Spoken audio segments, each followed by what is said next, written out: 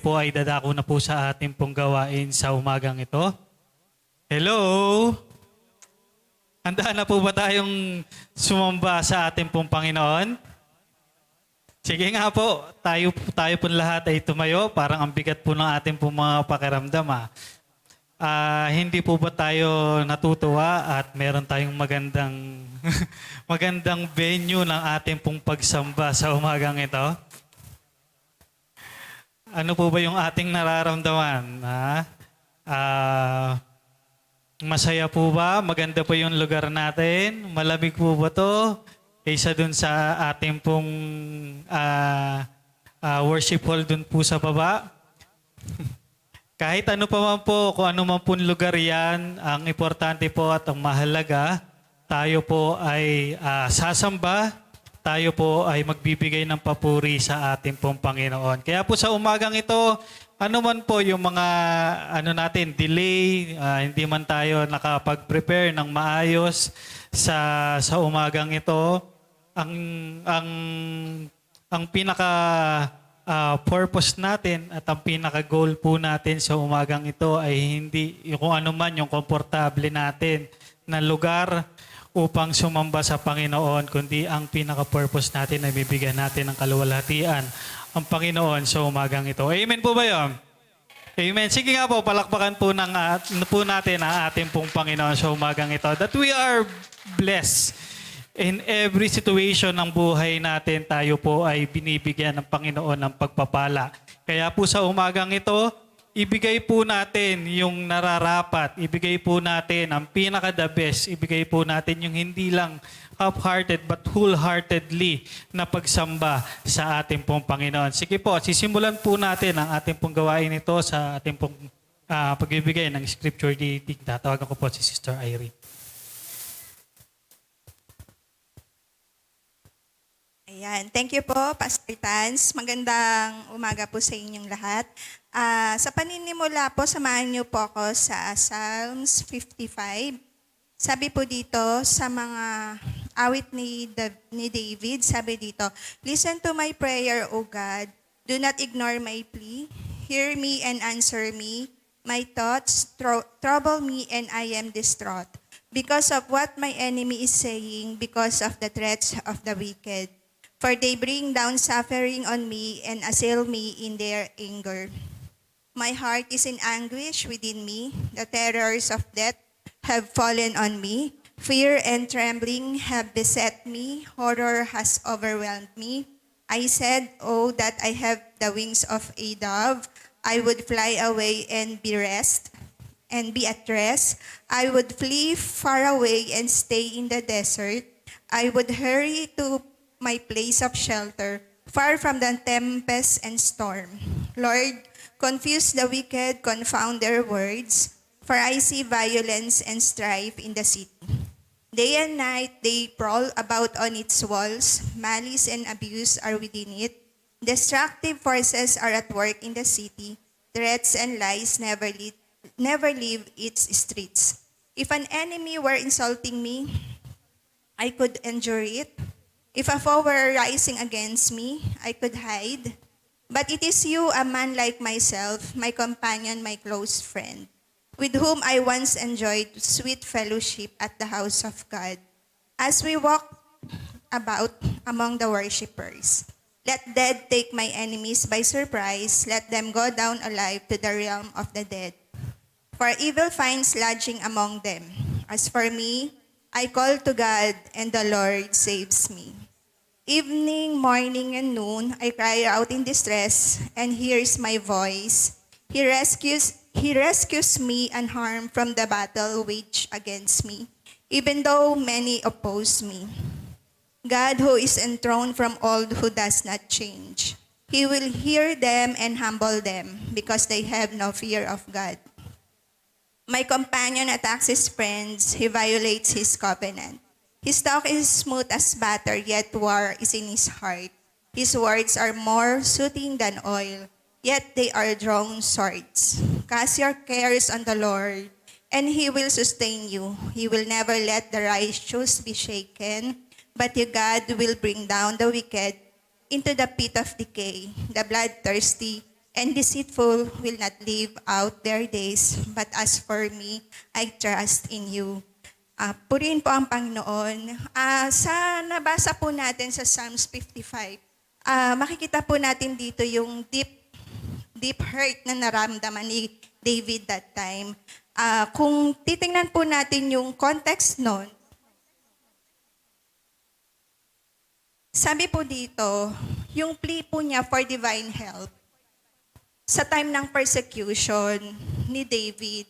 Siguro, ang masakit pa sa context po kasi nung chapter 55, yung mga taong ina-expect niya na makakasama niya, na makakatulong niya, yun pa yung nag-cause ng hurt niya. Dito sabi doon, he was betrayed by a close friend, likely Ahithophel, and this was probably response to the rebellion of Absalom. Tapos si Absalom, anak pa niya. So, syempre, hindi ako masyadong makaka-relate kasi hindi ko naman alam yung feeling ng yung ganun eh. Kunyari, isipin mo, lalabanan ka ng anak mo. Tapos, close friend mo, nakipagtulungan pa sila. So, kung titingnan natin, yung pain na naramdaman ni David, hindi talaga siya biro. Pero, ang makukuha nating application dito, paano kinaya ni David yung ganong klaseng persecution? And alam ko, sa buhay po natin, may kanya-kanya tayong persecution. Possible na masaya yung family natin or okay yung mga friends natin. Pero hindi natin alam pagdating sa work may mga persecution. So yan, kumbaga sa anumang aspeto ng buhay natin na nararamdaman natin yung persecution, ang mahalaga, ang kagandahan ng pagiging Christian natin, anak tayo ni God, alam natin kung kanino tayo lalapit. Ayun, purihin po natin ang Panginoon sa umagang to. At samahan niyo rin po ako sa panalangin. Lord, salamat po Panginoon sa binigay niyo po sa aming pagkakataon na muli ka po naming sambahin. Panginoon, ang araw na ito ay para sa iyo lamang po Panginoon.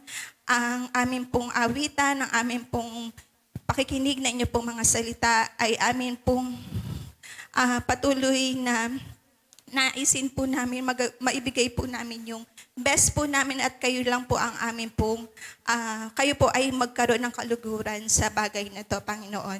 Lord, ikaw po ang amin pong patuloy na pupurihin. Salamat po, Panginoon. In Jesus' name, Amen.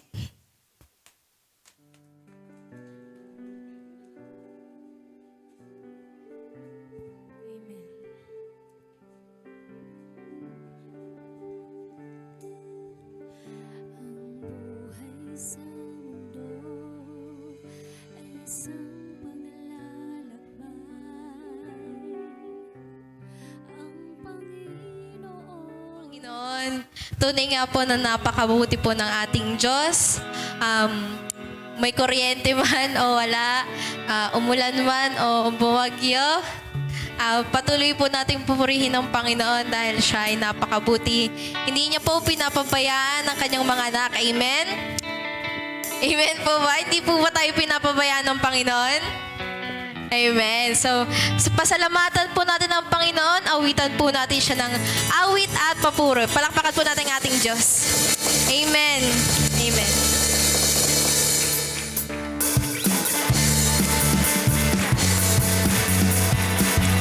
Amen, Diyos. Salamat po, Panginoon.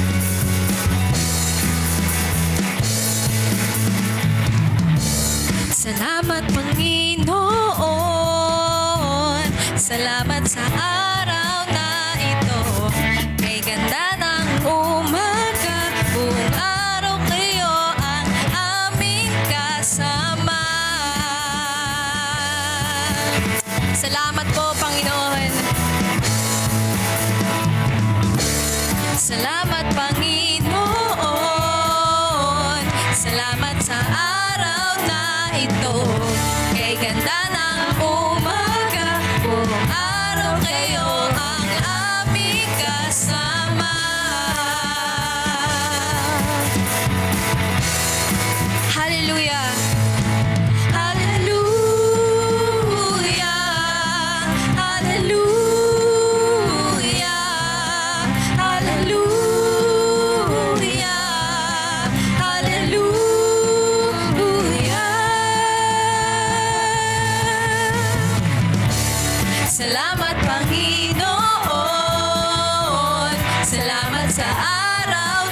ito. Kay ganda ng umaga, buong araw kayo ang aking kasama.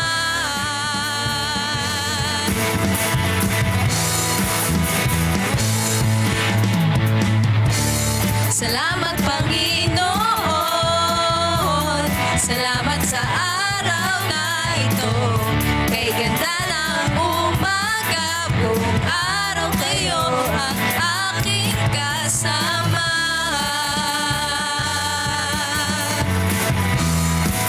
Hallelujah! Hallelujah! Hallelujah! Hallelujah!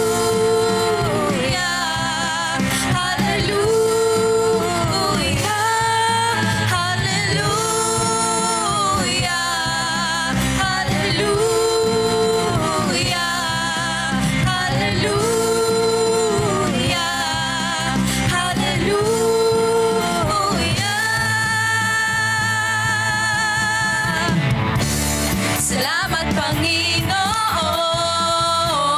salamat sa araw na ito.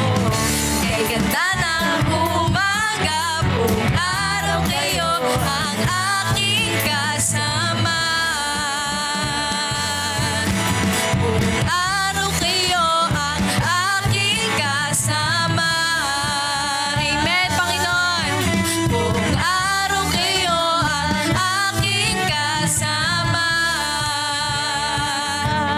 Patuloy po nating awitan ng ating Diyos.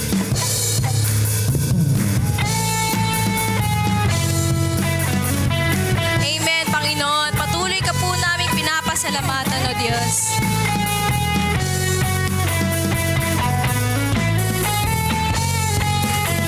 Di man karapat-dapat, ngunit ako'y pinili mo sa iyong bukas na palad.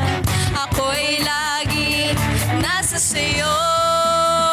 Salamat sa pag-ibig mo. Salamat sa pagtawag mo. Ikaw, O Diyos, ang tunay na nagmamahal ng tulad ko. Salamat sa pag-ibig mo. Salamat sa pagtawag mo. Ako'y magpapatuloy na magpupuri sa'yo. Amen.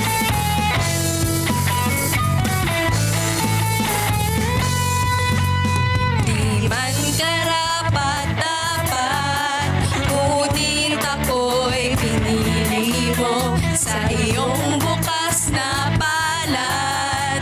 Ako'y laging nasa sayo. Salamat sa pag-ibig mo. Salamat sa pagyakap mo. Ikaw, O Diyos, ang tunay na nagmamahal ng tulad ko. Salamat sa pag-ibig mo. Salamat sa pagtawag mo. Ako'y magpapatuloy na magpupuri sa'yo. Amen. Tunay nga, O Diyos, na kami ay magpapatuloy, Lord God.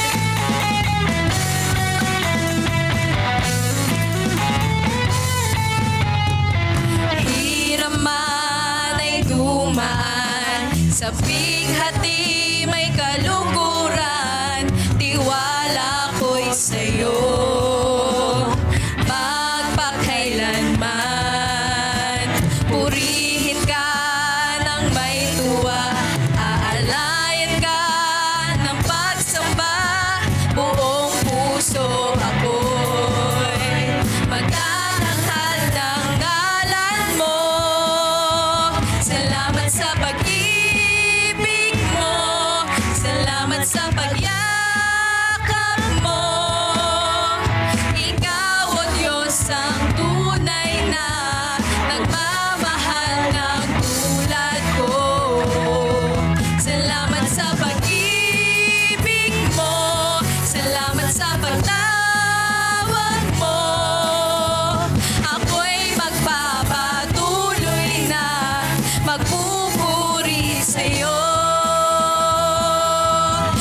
Salamat sa pag-ibig mo.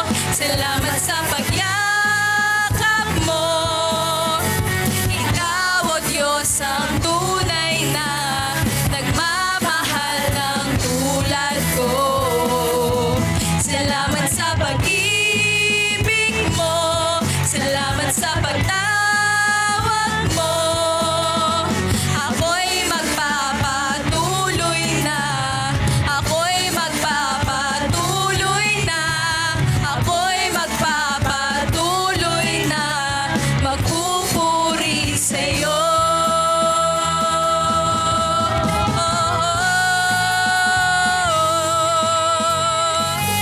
Amen. Patuloy po kaming maglilingkod sa iyo, Panginoon. Hallelujah. Amen. Palakpakan po natin ang ating Diyos. Amen, Panginoon. Tunay nga, O Diyos, na Ikaw ay tapat sa aming mga buhay, Panginoon. Madami po kaming, Panginoon, na pinagdadaanan, Panginoon, individual man, Panginoon, o bilang isang iglesia, Panginoon. Ngunit, Panginoon, sa iyong kabutihan, Lord God, Ikaw po ay patuloy nagiging tapat sa amin, Panginoon.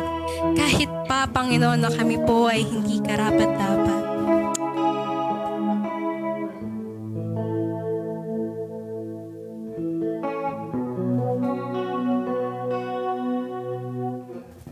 Habang hindi karapat-dapat, pag-ukulan ng habag at wagas mong pagsinta.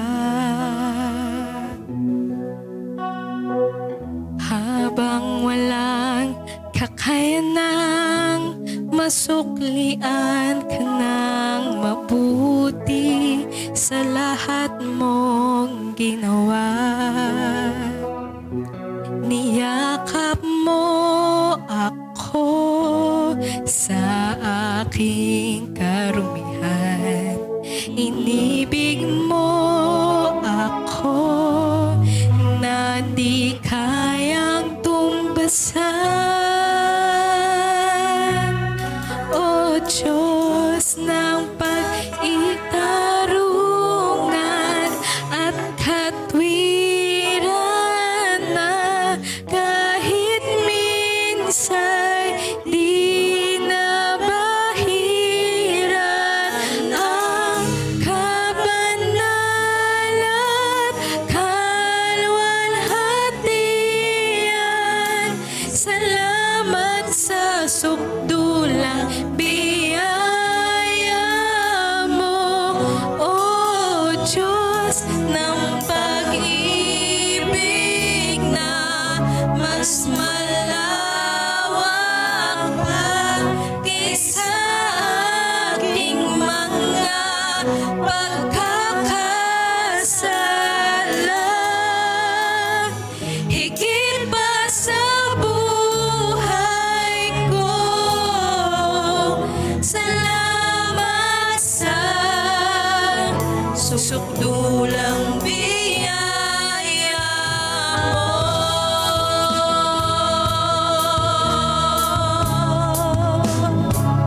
Salamat nga po, Panginoon.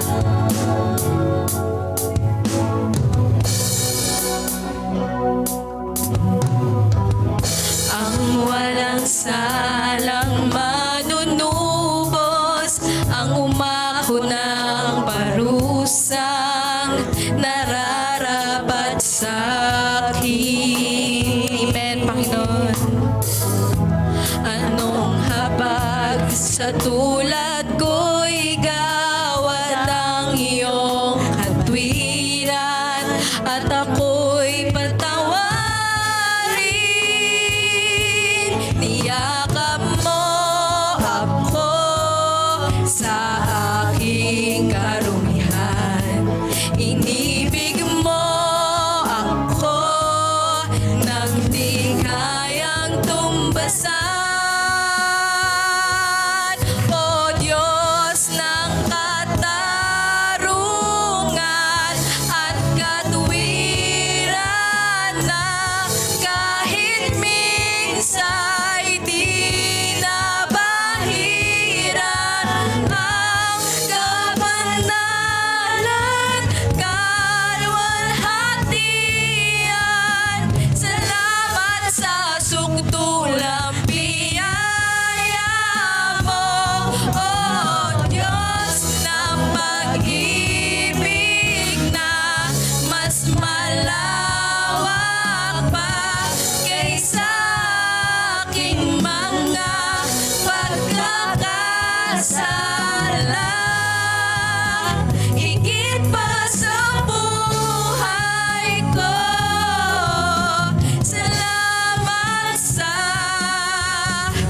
Tulang biyaya mo ng pagtarungan at katwiran na kahit minsa'y di napahiran ng kapanalan kalwalhatian. Salamat sa sungtulang biyaya mo, O Diyos ng pag-ibig na mas malawak pa kaysa aking mga pagkakasala. Higit pa sa buhay ko, salamat sa sungtulang biyaya mo.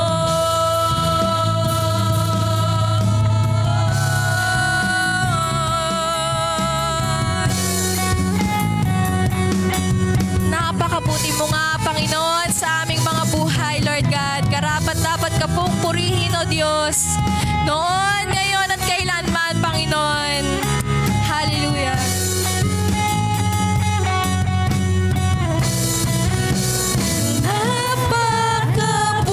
Napakabuti mo, aming Diyos Ama. Amen, Panginoon. Ang iyong likha'y luluwalhatiin ka.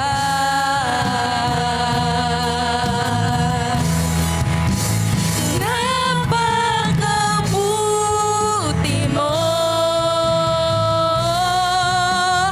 di ka nagbabago.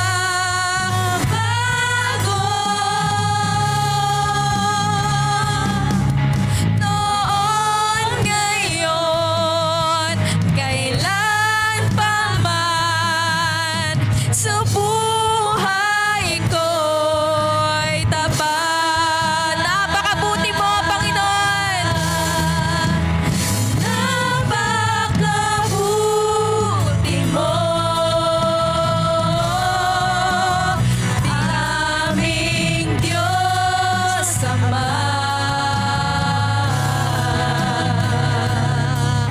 Ang iyong likha'y luluwalhatiin ka. Napakabuti mo, Diyos. Napakabuti mo. Hindi ka nagbabago.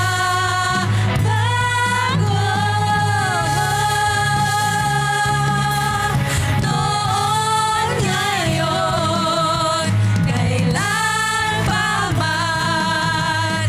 Noon, ngayon, kailan pa man.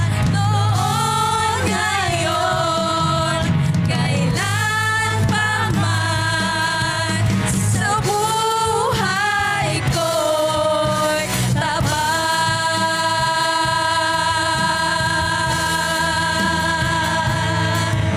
Purihin ka, Panginoon.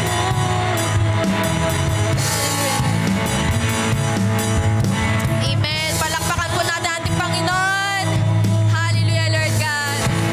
Amen. Amen, O Diyos. Nais lamang po namin lumapit sa inyo, Panginoon, sapagkat ikaw ay napakadakila, Panginoon, napakatapat mo po sa aming buhay. Nagpapasalamat po kami, Panginoon, sa inyong patuloy na provision at hindi niyo po kami pinapabayaan, Panginoon. Hallelujah, Lord God. Napakaganda nga po ng umagang ito, Lord God, sapagkat kami ngayon, Lord God, ay nagpupuri sa inyo, Panginoon, at dinadakila ka, O Diyos. Muli, Lord God, ay nilalapit po namin sa inyo, Lord God, lahat po ng aming bigatin po sa aming mga puso, Panginoon. Maraming salamat po, Lord God, dahil muli ay sineselebrate po namin ang inyong ginawa para sa amin, Panginoon.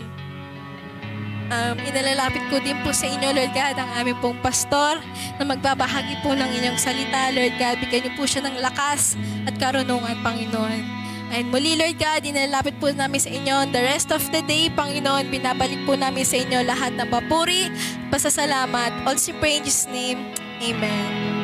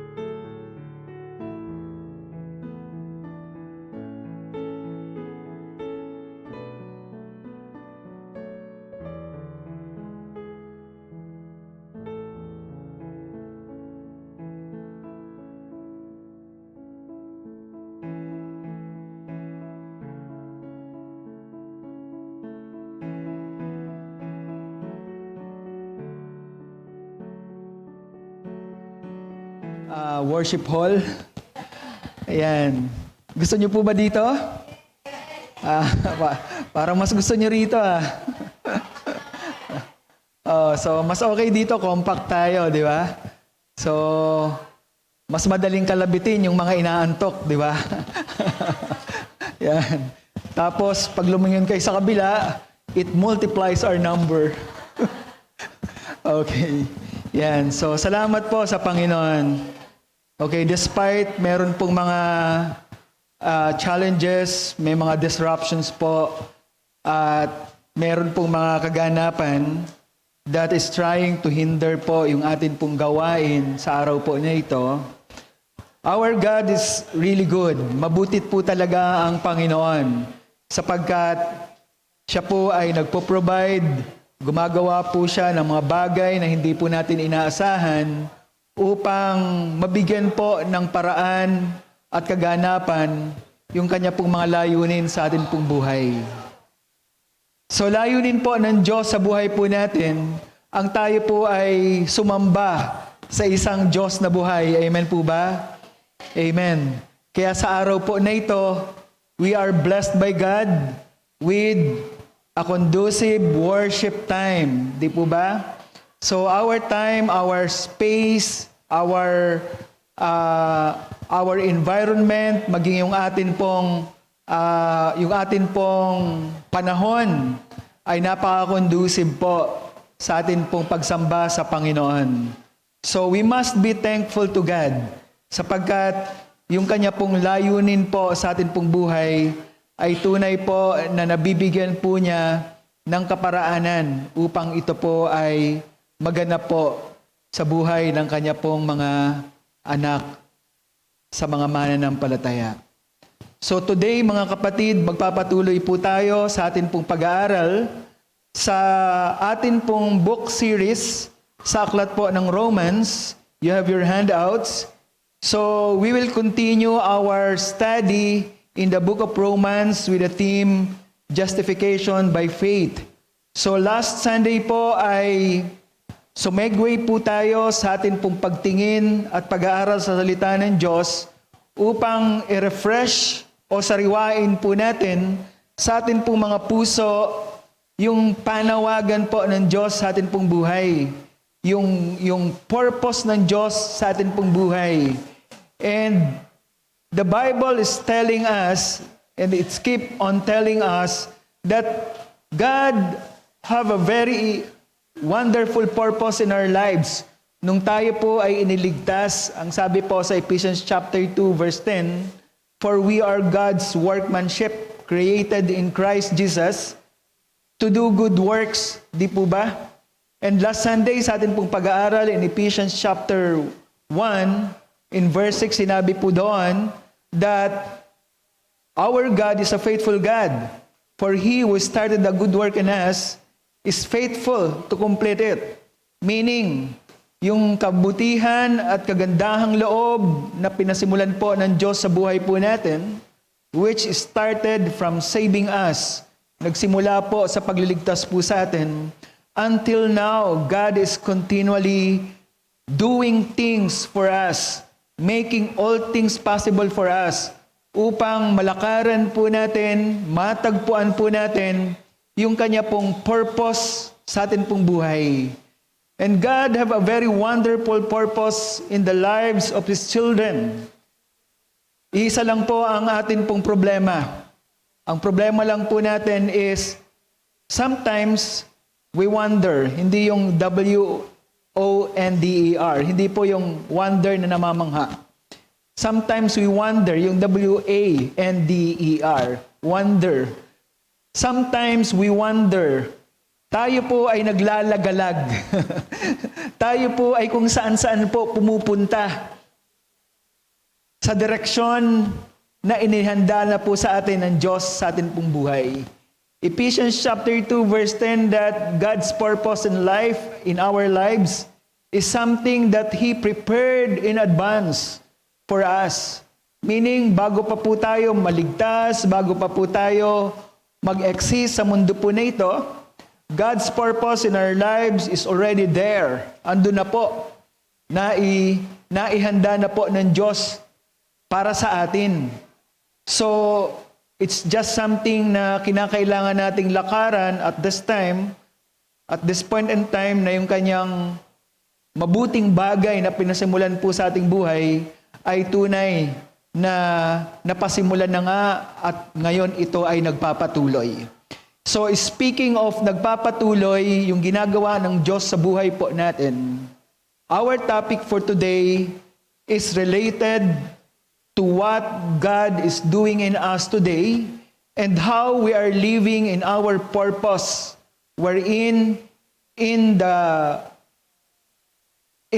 doctrine of salvation, tayo po ngayon ay nasa period ng sanctification.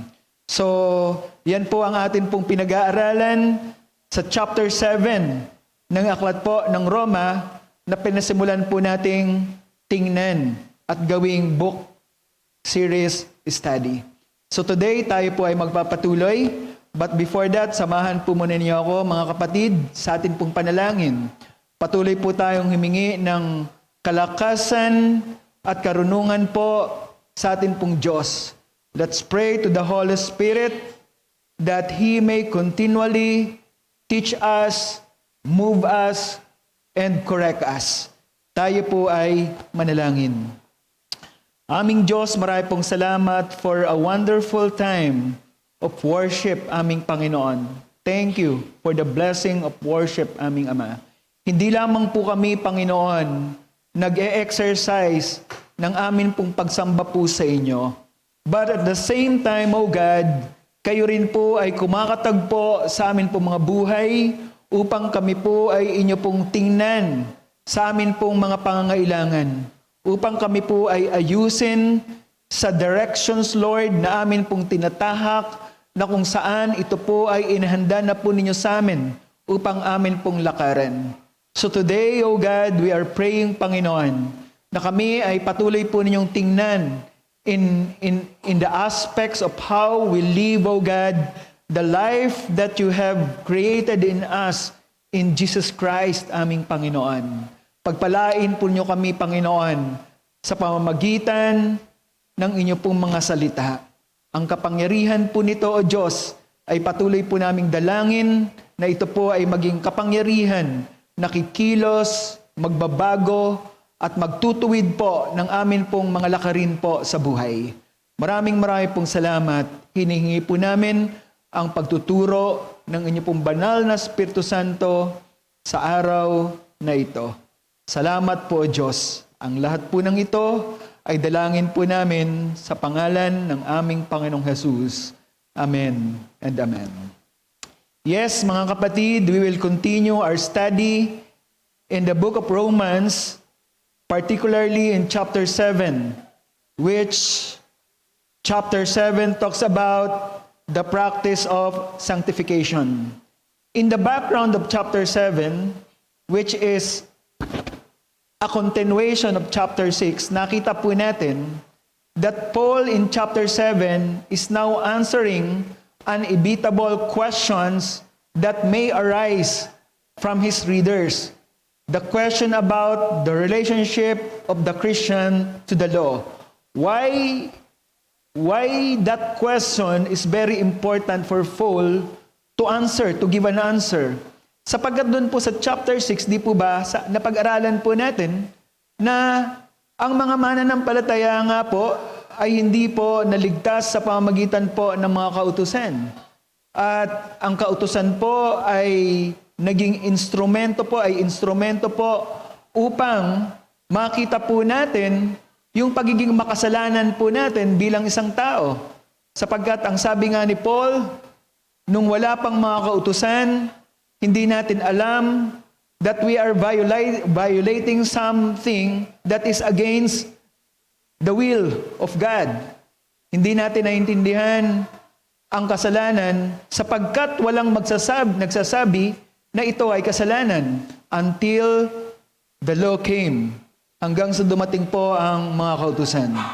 And ang sabi po ng Biblia, ang mga kautusan po ay hindi po naghahatid ng kaligtasan, kundi ito po ay nagbibigay lamang ng kaunawaan na kailangan natin ng tagapagligtas. Sapagkat sa pamamagitan ng mga kautusan, nakikita natin kung gaano kalalim ang atin pong pagiging makasalanan. And therefore, kailangan natin ng tagapagligtas. That's why in chapter 7, Paul is expecting a question about what is now the relationship of law to the believers. So yan po ngayon, ano na ba ang gamit ng kautusan sa mga mananampalataya? So that is the background and the context that we are trying to look at in chapter 7.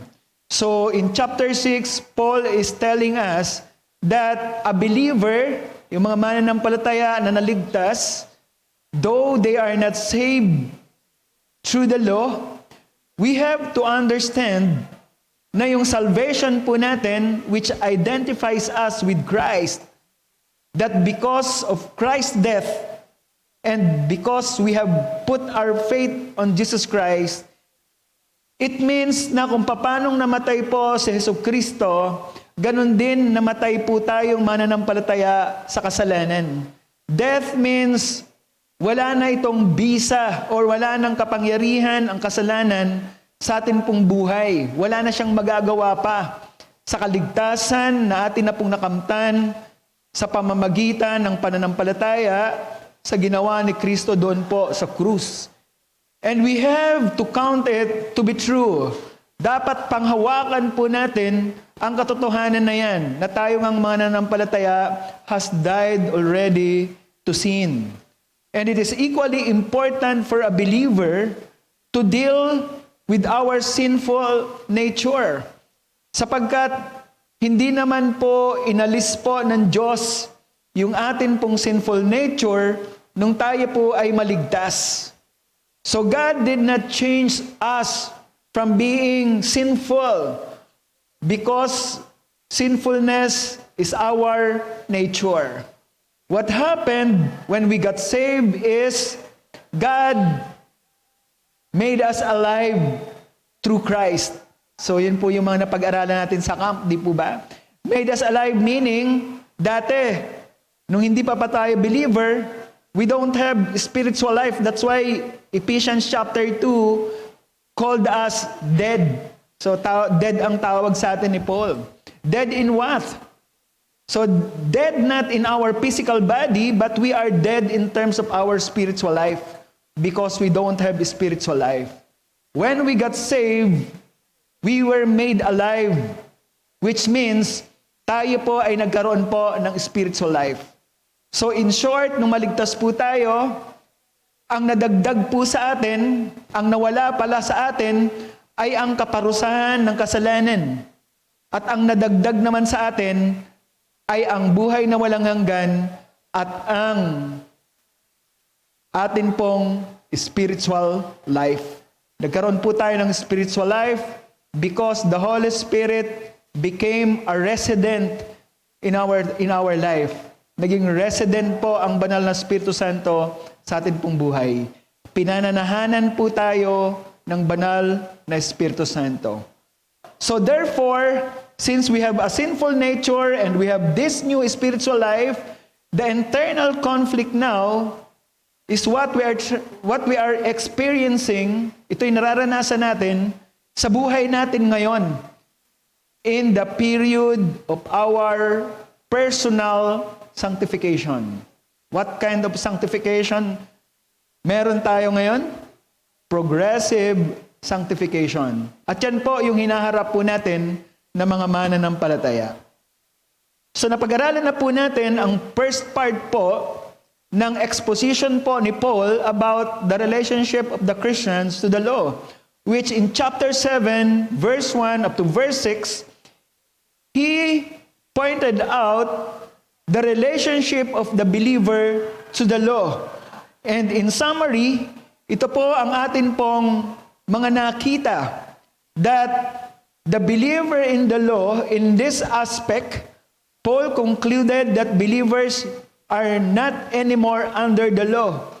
It means the power of the law to enslave a believer into sin has been ended because law is an instrument of sin. Di po ba? Dun sa pag-aaral po natin last time, nakita po natin na ano ang ginagawa ng kautusan sa mga mananampalataya. Ang ginagawa ng kautusan sa hindi mananampalataya at sa hindi mananampalataya ay pinupukaw niya yung sinful nature natin. Dahil hindi naman inalis ng Diyos yung sinful nature natin, pinupukaw niya ito so that we can crave to sin, upang mag-crave tayo sa kasalanan. So nakita po natin that through Christ's death, believers died with Christ, just like in the principle of marriage, yung atin pong responsibility bilang alipin po ng kasalanan has already died. Dahil kung paanong namatay po si Kristo doon po sa krus, sa pamamagitan po ng atin pong pagsampalataya sa Kanya, namatay din po tayo sa kasalanan. So it's just like the principle of marriage. Yung authority po that bind the couples in the law of marriage has been broken or has been ended. Hindi na po nagte-take effect dahil patay na po yung isa pong party. So ganun po nag-work. Ganun po yung relationship ng law sa believer. Wala na pong power yung law sa atin pong mga mananampalataya. Katulad ng kapangyarihan ng law of marriage sa isang couple. Pag namatay na yung isa, wala na yung kapangyarihan na nagbabind sa kanila. Therefore, the surviving party is already free. Meron na siyang freedom from the binding, from the authority of marriage, which is in our case, from the authority of law. So, why God designed na sa pamamagitan po ng kamatayan ng Panginoong Jesucristo at sa atin pong pananampalataya sa Kanya, why God designed that the authority of the law has to end. Bakit ganun ang disenyo po ng Diyos sa isang mananampalataya na yung kapangyarihan ng kautusan ay wala na, inalis na, dahil namatay na tayo kasama ni Kristo. So figuratively speaking, why? Because God has a purpose. And the purpose of that, releasing us from the law is so that we may serve as a slave of God, not slaves anymore of sin. Hindi na tayo alipin ng kasalanan. We are now slaves of God. Meaning, hindi na tayo servant ng kasalanan. We are already servant of God. So every believer, lahat po ng ligtas na mananampalataya, is slaves of God, servant of God. So, and the reason for serving has changed. Nagsiserve po tayo hindi dahil takot po tayo sa kaparusahan na maaaring ibigay sa atin ng Diyos. Hindi na po yun ang reason. That's not anymore the motivation. It's not fear that motivates us anymore. What motivates us to serve God is our love for God. Yung atin pong pag-ibig po sa Diyos as a fruit of His grace. Amen?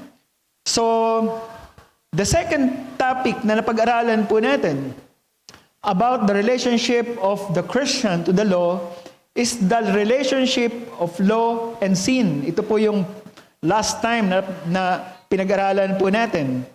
And dito po sa topic po na ito, si Paul, sinagot niya yung question sa chapter 7, which is the purpose of chapter 7, sinagot niya, is the law sin?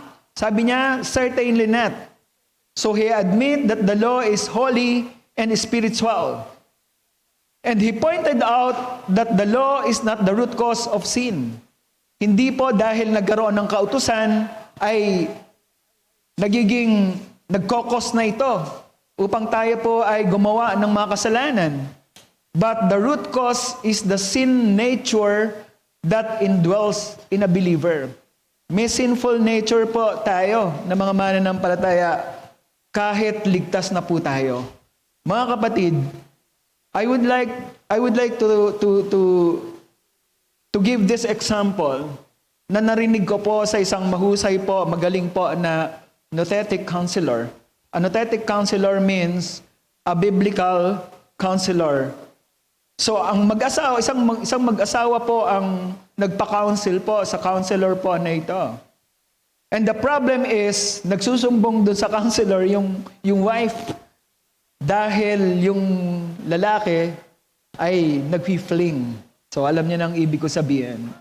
Sabi nung wife, Pastor, we were married for 25 years. Kasi silver anniversary lang namin. But I'm very much surprised when I discovered na may fling pala yung mister ko sa office nila. But before we got married, matagal na pong Christian yung asawa ko eh. Kaya ako nga pinakasalan yan, matagal na pong Christian yan eh. And every mo, Pastor, may 30 years na pong Christian yung mister ko na yan. Sabi naman ng mister, pag ganun lang. So, sobrang nahihiya yung mister, hiyang-hiya siya. Pero, they took courage to go to a counselor because naintindihan nila na kailangan nila ng correction. Di ba? A mature Christian, ang isa pong mature Christian, is brave to face correction. So, tandaan po natin yan. Ang isang matured na Christian, matapang siya na harapin yung pagtutuwid. Hindi niya itinatago yung kanya pong sarili, kundi ibino-volunteer niya yung kanyang sarili and hindi siya takot sa consequence because he want correction. That's a characteristic of a mature Christian. So going back dun po sa akin pong example.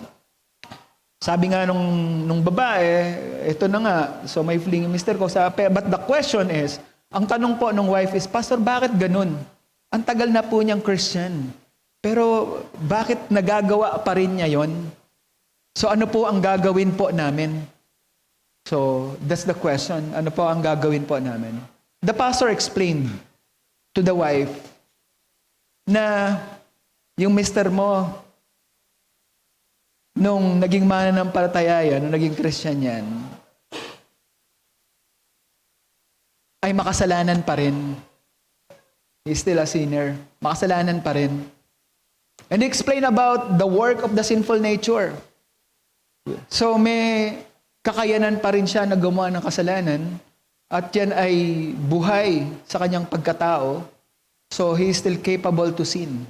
And sometimes, sabi niya, sometimes pipiliin talaga niya na magkasala. So that's how sinful nature works in a believer. So, sometimes, sabi ng Mr., pipiliin pa rin niya na magkasala. At yung kanyang fling, pinili niya yan because hindi dahil hindi kanya mahal, hindi dahil gusto niyang wasakin ang inyong pamilya, kundi nagawa niya yan, pinili niya yan dahil sa kanyang pagiging likas na makasalanan. So, that's our situation.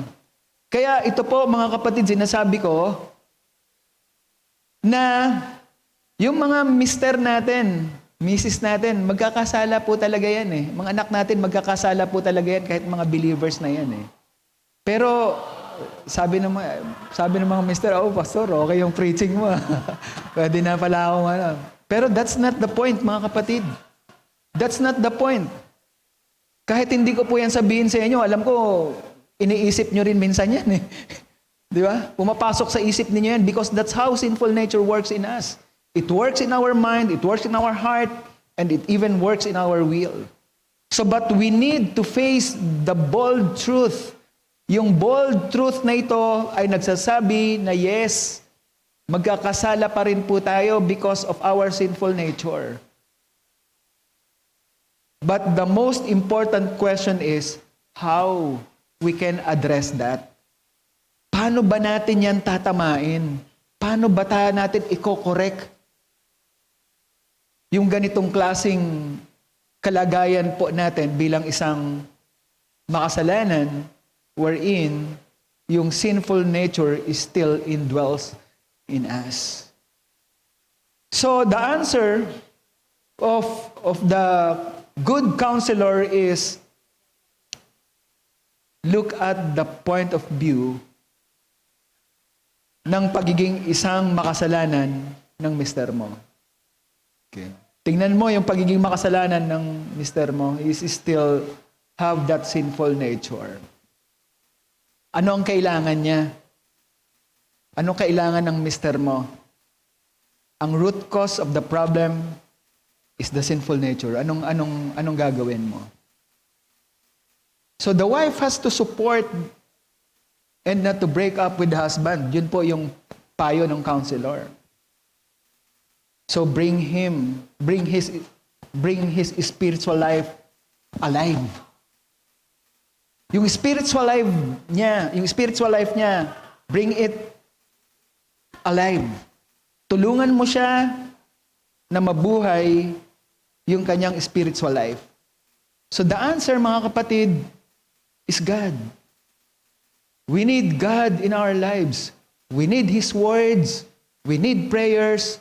We need fellowship. And fellowship is very important, mga kapatid, sa isang tao po na nasa gitna po ng kasalanan. Sapagkat ang isang tao na nasa gitna po ng kasalanan, siya po ay tao na nangangailangan po ng kakapitan. Para siyang nalulunod na kailangan po niya ng kakapitan. Kung ang mga tao na nakapaligid po sa kanya ay mga tao na humahatak po sa kanya pailalim, hindi po siya makakaahon sa pagkakalubog po niya sa kasalanan. Kailangan niya ng tulong ng mga mananampalataya. He needs a strong company, a strong support group na kanya pong makakapitan. Makakapagbigay ng payo, makakapagpanariwa ng kanyang pagsamba sa Diyos, makakapagpalakas sa kanya sa pamamagitan ng salita ng Diyos, at makakasama niya sa pag-ahon at paglayo sa kasalanan. Ang fellowship po ay dinesign ng Diyos to become a fellowship of the believers. So kaya nga fellowship of the believers, para tayo, matapos tayong maligtas, Wala na, aalis na tayo dun sa fellowship of sinners. Pupunta na tayo sa fellowship of the believers. Pero kung pinapabayaan po natin itong fellowship of the believers po na ito, it's also the same na pinapabayaan mo ang pag-aaral at pakinig ng salita ng Diyos. It's the same na pinapabayaan mo rin ang worship time mo. It's the same na pinapabayaan mo rin ang prayer time mo. In short, ang spiritual discipline mo, pinapabayaan mo. Your spiritual discipline is inside the fellowship.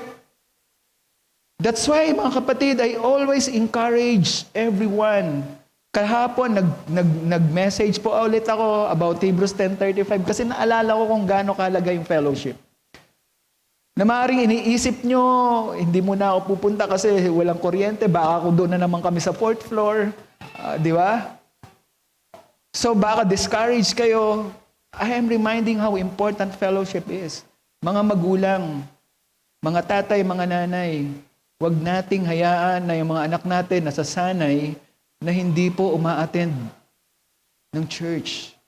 Hindi lamang po natin sila dadalhin upang isama po sa church.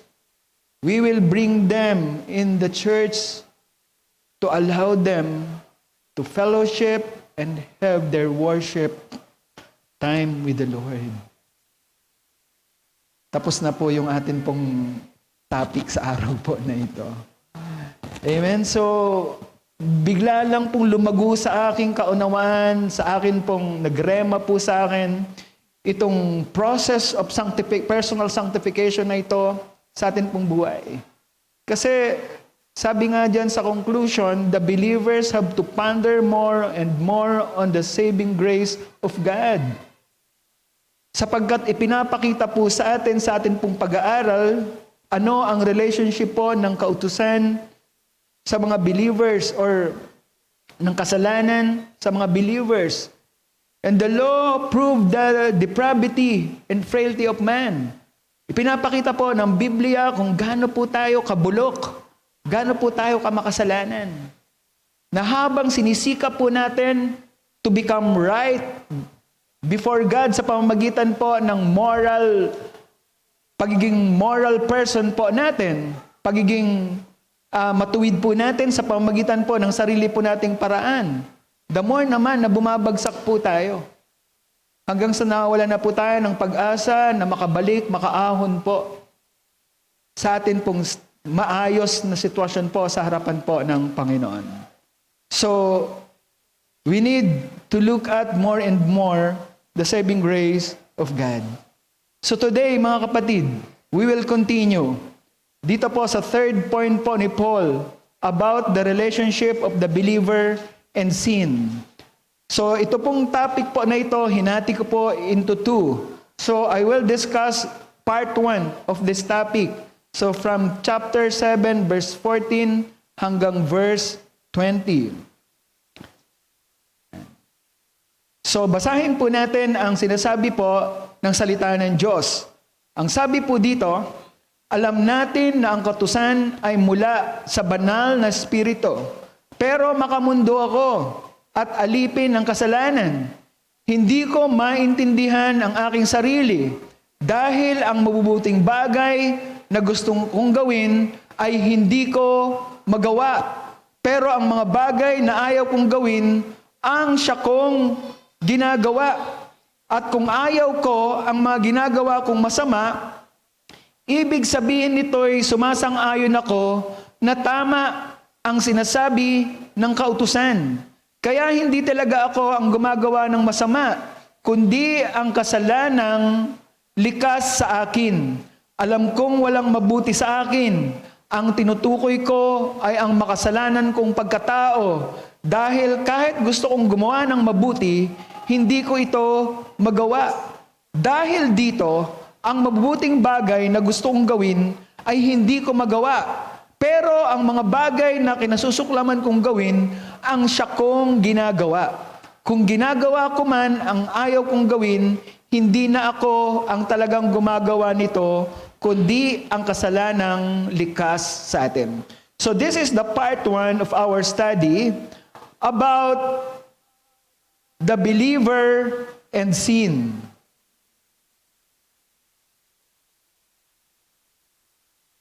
In verse 14 up to verse 17, makikita po natin dito yung point po ni Paul about the conflict in believers' personal sanctification.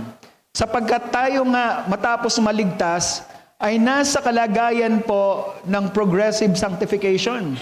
So ang desire na po ng Diyos sa buhay po natin ay pabanalin po tayo. So pabanalin po tayo. Though in the time na tayo po ay naligtas and get justified, we are positionally sanctified. Banal tayo sa paningin po ng Diyos. Pero ang tunay po nating pagkatao ay nagpapatuloy pa rin po sa pagpapakabanal sapagkat nananahan pa rin po sa atin ang pagiging likas nating makasalanan or yung atin pong sinful nature. So, in the key verse of our handouts, nilagay ko dyan yung verse 15. Sabi dyan, hindi ko maintindihan ang aking sarili dahil ang mabuting bagay na gustong gawin ay hindi ko magawa. Pero ang mga bagay na ayaw kong gawin, ang siya kong ginagawa. So we will notice, mga kapatid, that at the beginning of this topic, in verse 14, inamin po ni Paul that the law is spiritual. At sinabi po niya, ngunit ako ay makamundo, alipin ng kasalanan. For we know that the law is spiritual, but I am fleshly, makamundo, sold into bondage to sin, alipin ng kasalanan. So yan po ang transition po ni Paul going to his next topic about the conflict of the believer's personal sanctification.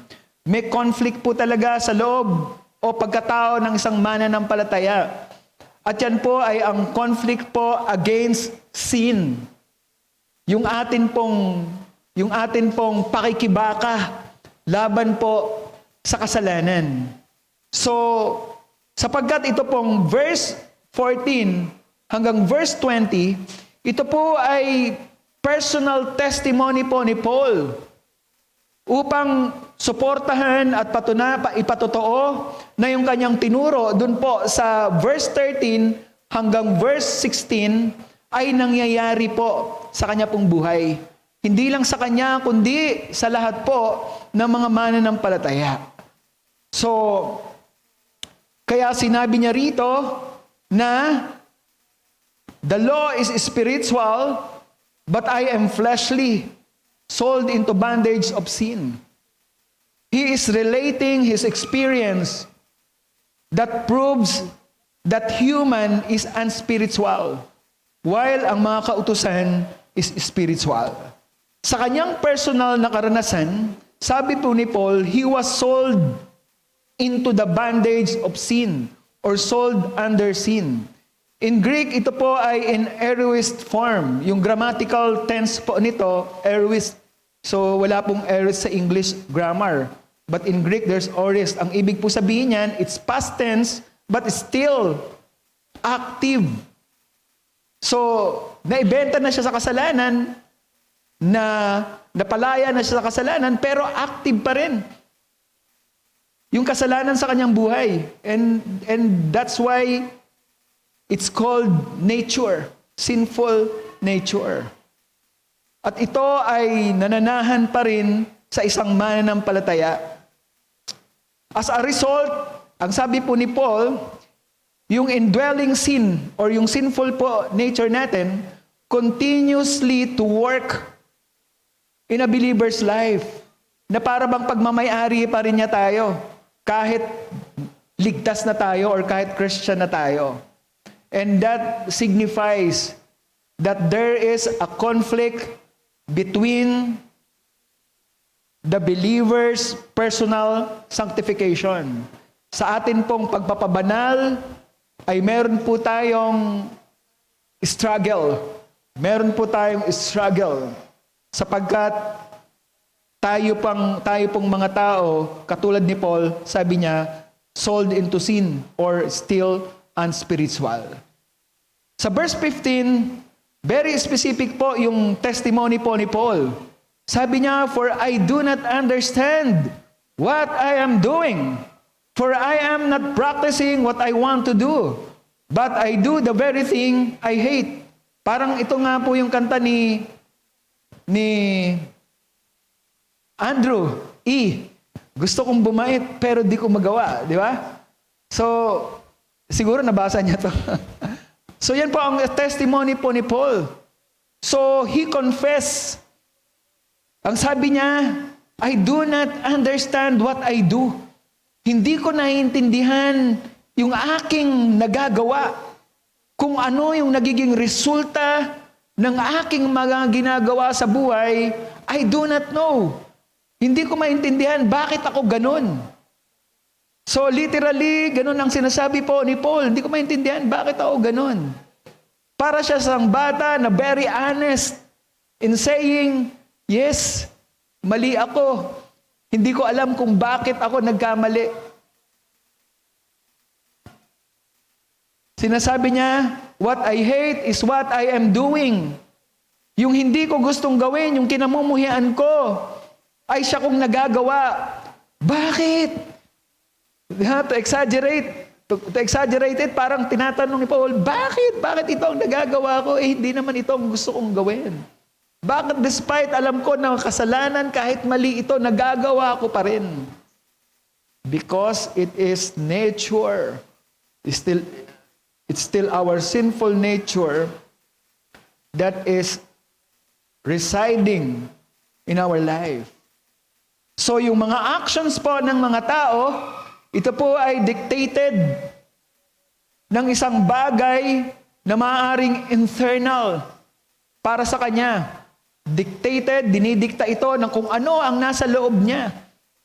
Kung ano yung kanyang kalooban, kung ano yung kanyang puso, kung ano yung kanyang desire.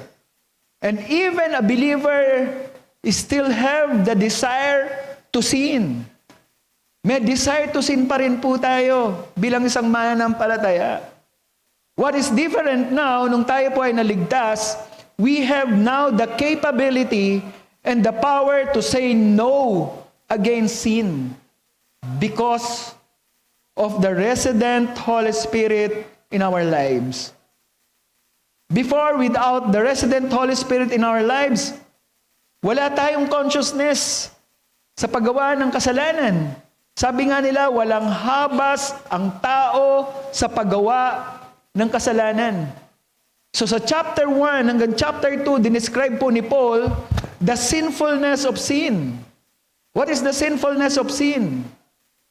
Na tayo ay parang katulad po sa mga nitso doon po sa sementeryo. Maputi at maganda po sa panlabas, pero sa loob ay bulok at mabaho. Ganyan, yan po ang sinfulness ng isa pong tao. That's his sinful nature. Sometimes we just look moral, but inside we are truly immoral. And that's the thing na nasa atin pa rin. And because of that, we struggle. Kaya sa atin pong pagpapabanal, sa disenyo po ng Diyos na ang isang mananampalataya ay maging banal, maging kawangis po ng atin pong Panginoong Jesucristo, there is an internal force that go against that design of God in our lives. May struggle po tayo. So, we can understand now kung bakit minsan talagang ayaw nating bumangon kahit Sunday. That's why you can now understand bakit kahit anong payo at turo natin sa atin pong mga anak, mali pa rin yung kanila pong ginagawa. Kahit anong away natin sa mga mister natin, talaga namang maloko pa rin. Because of the resident sinful nature. But God did not leave us losers against the sinful nature. Ngunit hindi tayo hinahayaan po ng Diyos na maging talunan. In fact, the truth is telling us that God has won the victory. Napanalunan na po ng Diyos ang tagumpay para sa mga mananampalataya. Yan po yung napag-aralan natin in chapter 5 and in chapter 6. But the problem is, we have to choose. We have to agree with God na kinakailangan po nating labanan at kamuhian po ang kasalanan, mahalin at yakapin po natin ang pagsunod po sa kalooban po ng Diyos. And that is only possible when we are strongly connected with Jesus Christ. Pero kung pabaya po tayo sa spiritual discipline po natin, then hindi na po tayo magtataka kung bakit kahit believers tayo ay ganun pa rin po, naghahari ang kasalanan sa buhay po natin. Hindi nagkakaroon ng effectual yung freedom against sin. Hindi na po ito kasalanan ng kung sino paman. Wala na po tayong ibang sisisihin at titingnan kung bakit ganon. Ang kailangan na lang po nating tingnan ay ang atin po mga sarili. Because the choice to obey God and to be in God's design of life is on us. Tapos na po ang Diyos sa buhay po natin. Ngunit, meron pa rin pong ginagawa ang Diyos na hindi po niya tinatapos sa atin. Sapagkat ayon po sa Efeso Kabanatang 1, ang lahat ng ito ay matatapos hanggang sa atin pong pagharap sa atin pong Panginoon. Hanggat hindi po bumabalik po ang Panginoong Kristo, this struggle will continue. Magpapatuloy po ito. Yung struggle po na ito ay magpapatuloy po ito. But God is faithful to His promise that the God who started the good work in us is faithful and He will continue to complete it. Ang banal na Espiritu Santo ay patuloy po na may ginagawa po sa atin pong buhay. But guys, we have to listen. Kinakailangan po nating makinig, maging sensitive po sa pagkilos ng banal na Espiritu Santo po sa atin pong buhay. And sin marred the work of the Holy Spirit in our lives. Pinapalabo ng kasalanan ang mga bagay na ginagawa ng Diyos sa buhay po natin. Even yung hope po natin, yung pag-asa po natin, yung victory po natin, pinapadilim po ng kasalanan so that we may not see how to escape it. Paano po yan magiging liwanag po, magliliwanag po sa atin? That will only be clear at magiging magliliwanag lang po yan sa atin if we have the Word of God that serves as a life unto our path. Di po ba? Hindi po natin pwedeng pabayaan po ang salita ng Diyos. Ang sabi po ng salmista, "For your word, O God, is the light unto my path." Yan po ang liwanag sa atin pong daan. And the light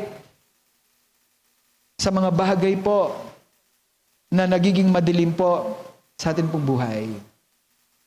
So, ano po ang sinasabi po dito ni Paul?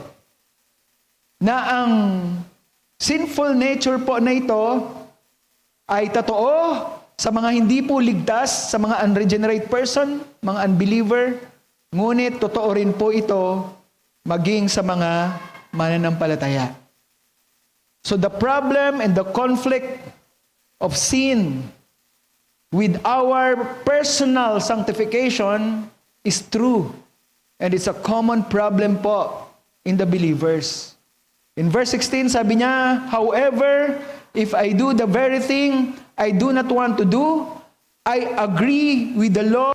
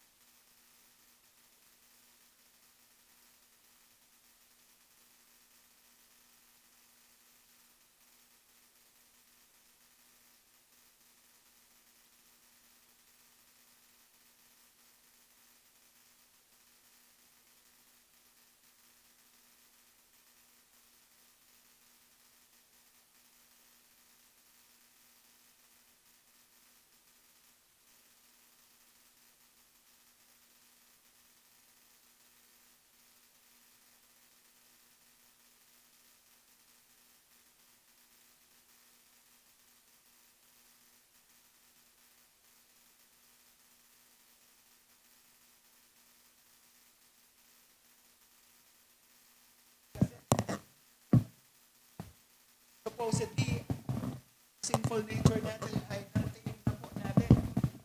So katulad na po siya sa isang mabangis na aso dati na napaamo na natin. Na napaamo na po natin because of the resident Holy Spirit in our lives. But ngunit dahil po ang kapangyarihan po ng kasalanan, dahil ang kasalanan, sorry.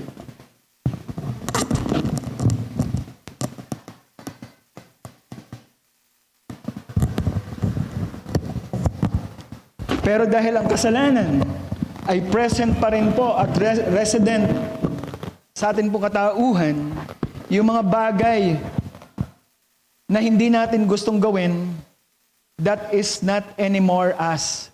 Hindi na po tayo yon. It's already the product of the sinful nature in our lives. Subalit, responsible nga po tayo. Hindi natin pwedeng sabihin na, ma'am, sabihin sa mga asawa natin na, kaya ako naman nagagawa yan because of my sinful nature. It's not an excuse. Hindi po yan natin pwedeng idahilan. Because we have already the freedom, we are enabled, empowered by God, we have the resident Holy Spirit na kinakailangan lang po nating pakinggan. We have the lights of the Word na kinakailangan lang po nating pagliwanagin po sa direksyon po ng ating pong buhay. We are totally responsible in our actions.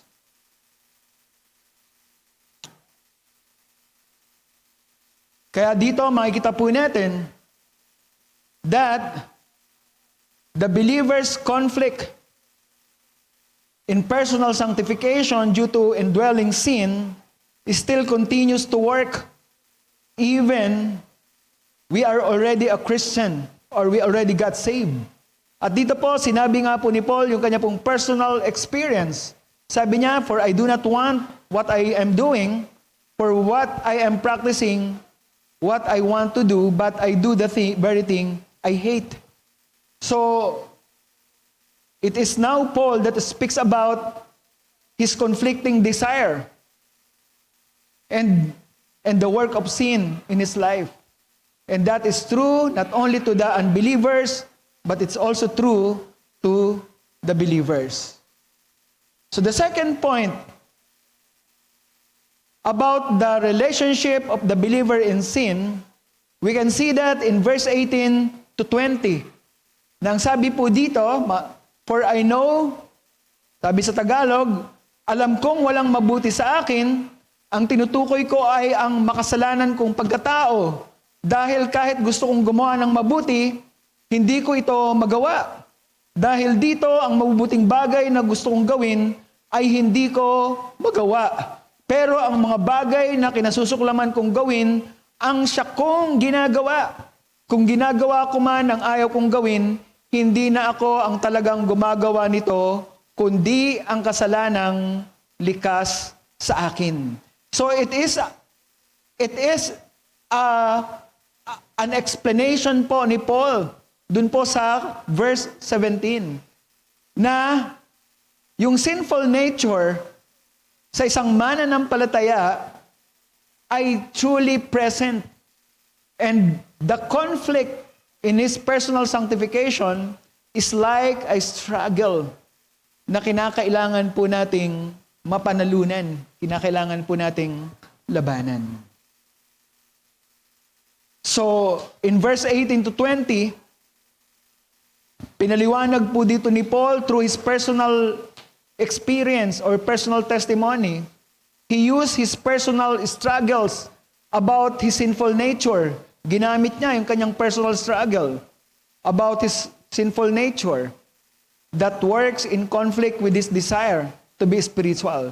Sabi ni Paul, hindi ito yung gusto kong gawin, ito yung gusto kong gawin, pero hindi ko ito ang nagagawa. So meron pong personal desire po ang isa pong mananampalataya to be spiritual.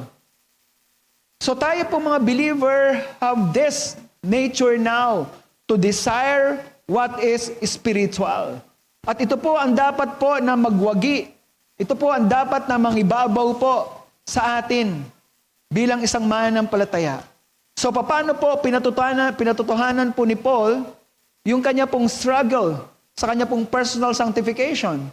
At pinakita niya po rito how his sinful nature works in him. Sabi po niya sa verse 18, "And I know that nothing good lives in me, that is in my sinful nature." Alam kong walang mabuti sa akin. Ang tinutukoy ko ay ang makasalanan kong pagkatao. Dahil kahit gusto kong gumawa ng mabuti, hindi ko ito magawa. I want to do what is right, but I can't. Yan po ang sinasabi po ni Paul sa verse 19. I want to do what is good, but I don't. Gusto kong gawin ang mabuti, pero hindi ko magawa. Ang mga bagay na kinasusuklaman ko, ang siya kong nagagawa. I don't want to do what is wrong, ang sabi ni Paul, but I do it anyway. Therefore,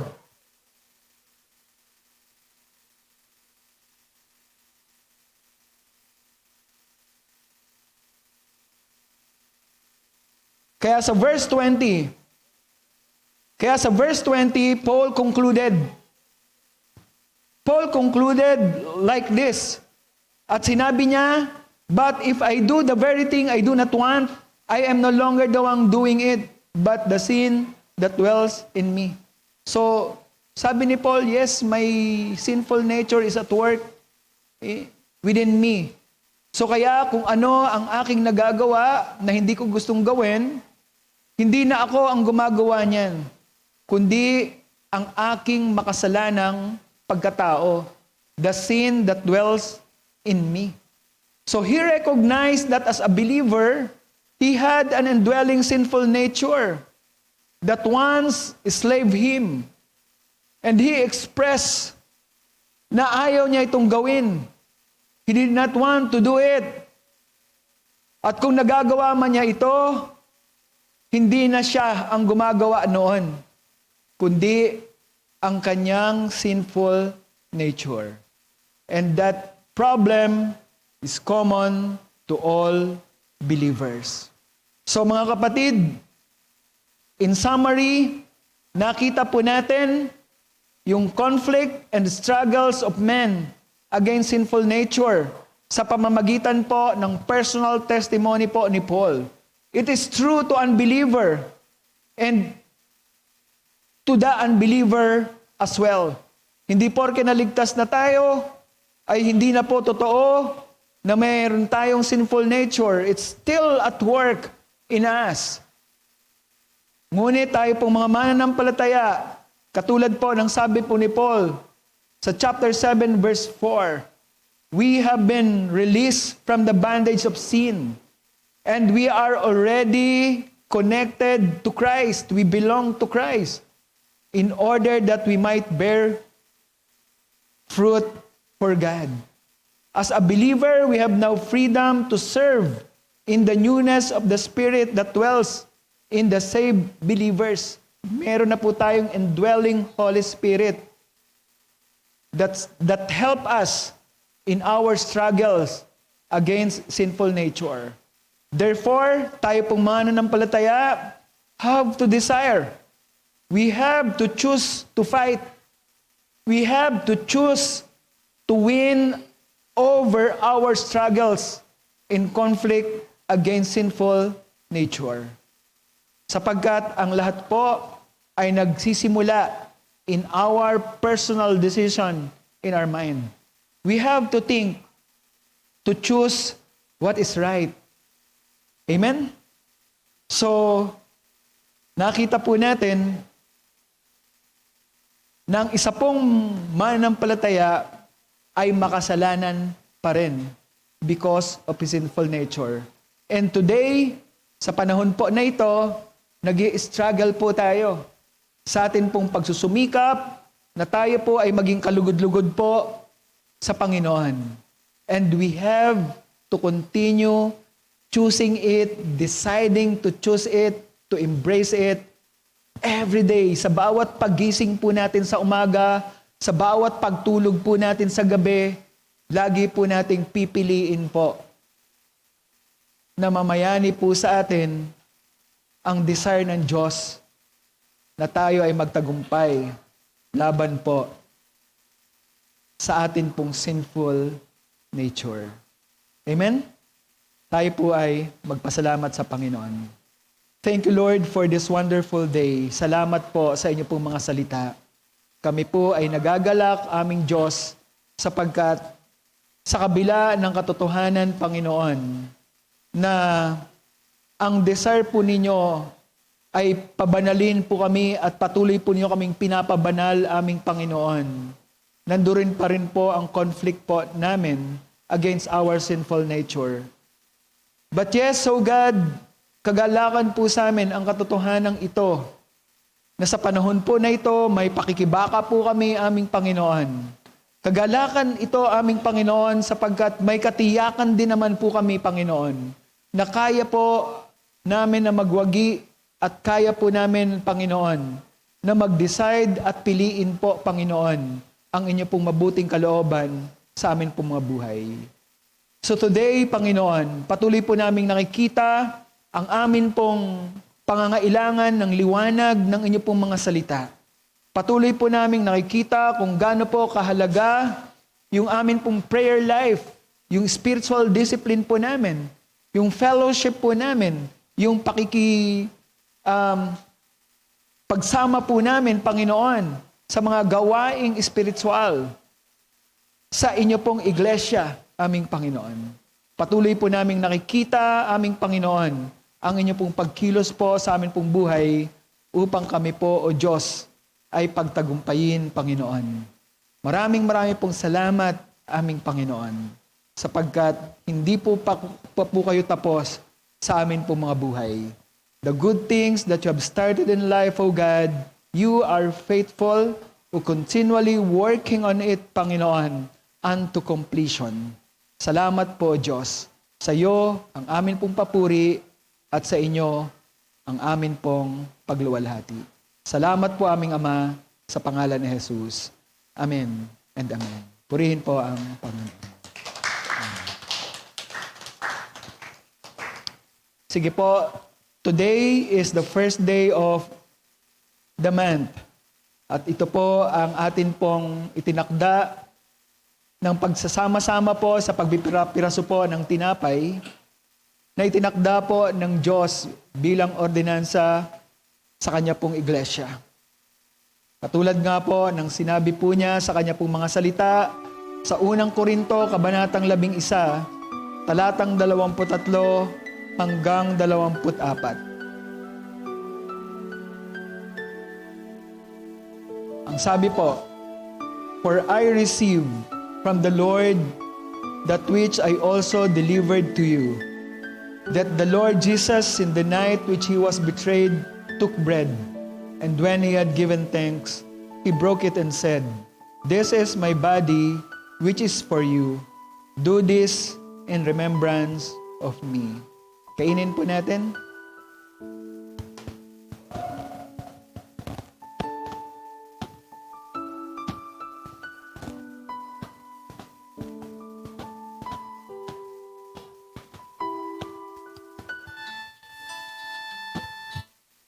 At ganoon din sa talatang 25. In the same way, he took the cup also after supper, saying, "This cup is the new covenant in my blood. Do this as often as you drink it in remembrance of me." Inumin po natin ang elementong ito.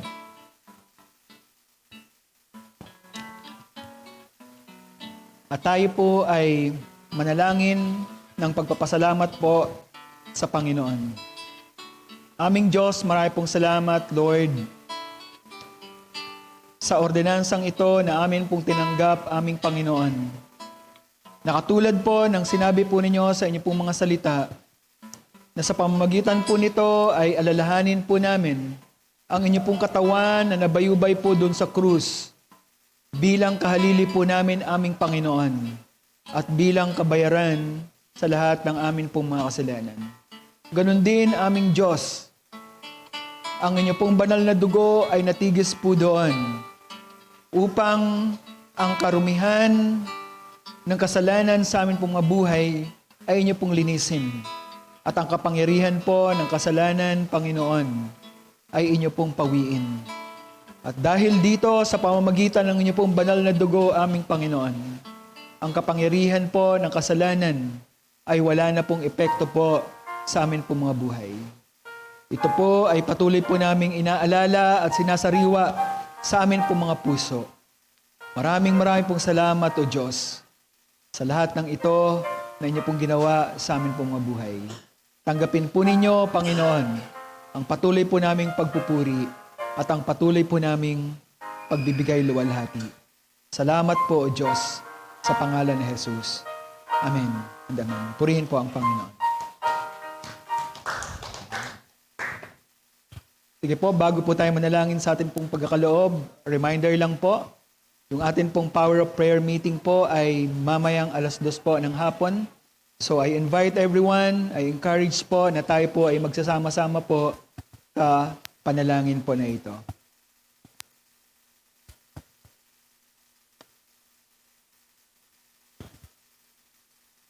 Okay po, samahan niyo po ako sa ating pananalangin sa pagkakaloob. Panginoon, maraming salamat po sa umagang ito. Maraming salamat po sa aming iyong salita, Panginoon, na aming napag-aralan, Panginoon, sa umagang ito. Nawa, Panginoon, ay masamahan niyo po kami, Panginoon, sa aming mga lakarin po, sa aming mga buhay. Panginoon, sa bawat isa, Panginoon, panalangin po namin, Panginoon, na patuloy niyo po kaming gabayan. Samahan, Panginoon, sa aming mga trabaho, Panginoon, mga negosyo, Panginoon, ang bawat isa, Panginoon. Patuloy niyo po silang i-bless, Panginoon. So, Panginoon, sa umagang ito, Panginoon, ang aming malilikom, Panginoon, ay magamit niyo pa, Panginoon, sa aming iglesia, Panginoon.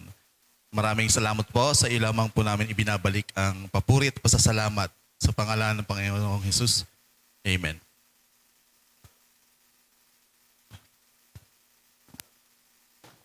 Okay, mga kapatid, so let's close our service today in a worship. Can I invite the praise and worship team? Minsan pa po ay sambahin po natin ang Panginoon. Hallelujah. Thank you, Lord.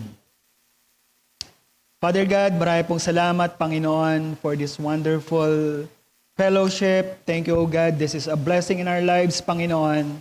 Salamat po sa mga kapatiran ko na nakasama ko sa pananambahan po na ito. Sila po ay kalakasan at inspirasyon po para sa akin. Nawa aming Panginoon ang bawat isa ay maging pagpapala po aming Panginoon.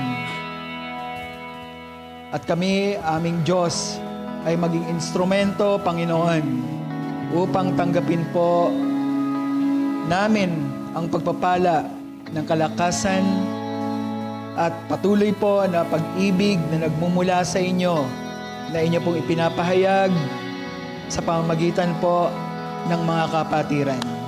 Salamat po, Diyos. Nais po namin kayong sambahin at nais po namin kayong patuloy po na luwalhatiin.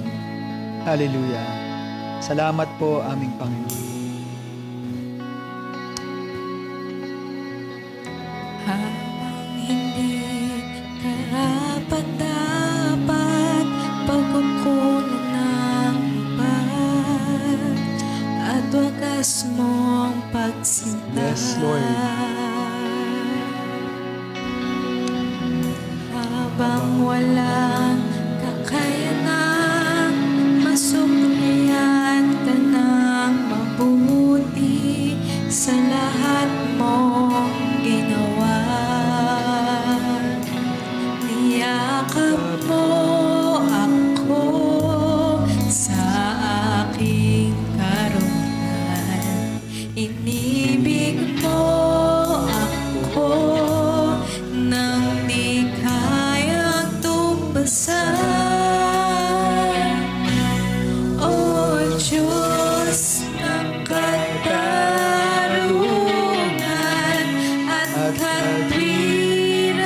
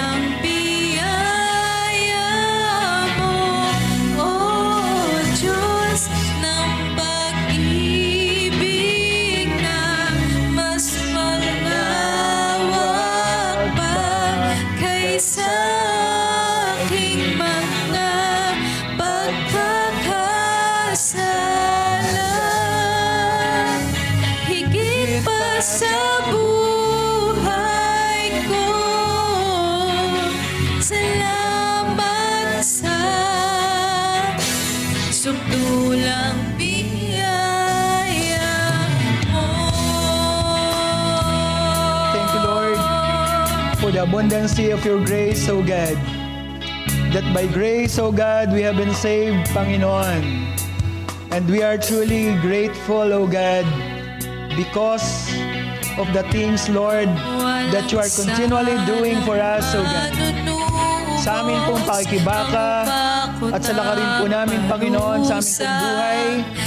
O Diyos, sa mga panahon po na ito, aming Ama, kami po ay nagpapasalamat sapagkat patuloy po namin natatagpuan, O Diyos, ang kapangyarihan ng inyong pong biyaya sa aming pong mga buhay. Patuloy po ninyo kami binabalik, O Diyos, sa lugar kung saan doon po kami dapat, aming Panginoon. Thank you, Lord, O God. Salamat sa inyo pong patuloy po na pag-abot at pagyakap po sa amin sa kabila ng aming pong mga kahinaan, sa kabila ng aming pong karumihan, sa kabila ng mga kasalanan po, Diyos, sa aming pong mga buhay. Oh, hallelujah! Kayo po ay dakilang Diyos, aming Panginoon. Kayo po ay dapat sambahin at dapat luwalhatiin namin.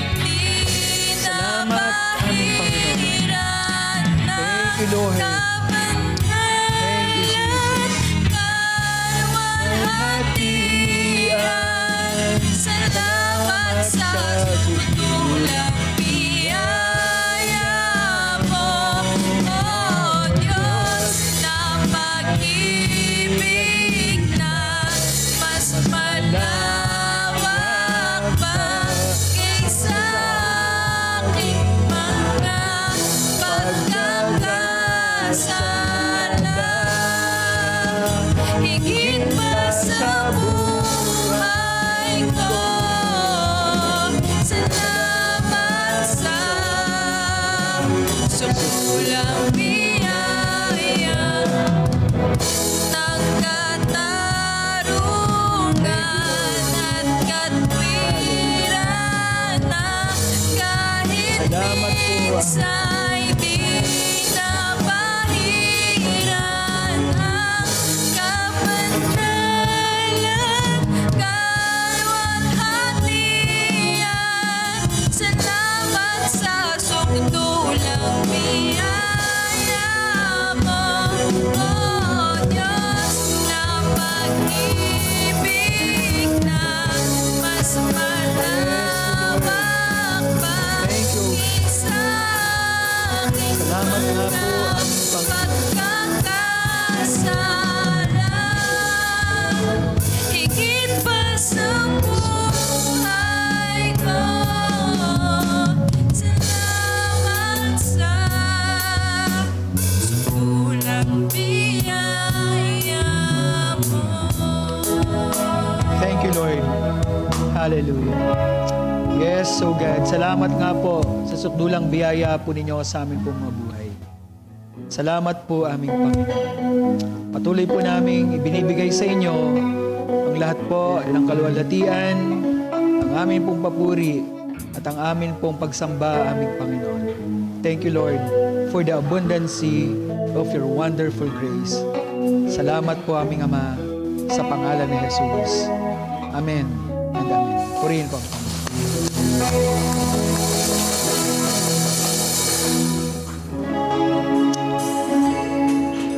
So by the way, mga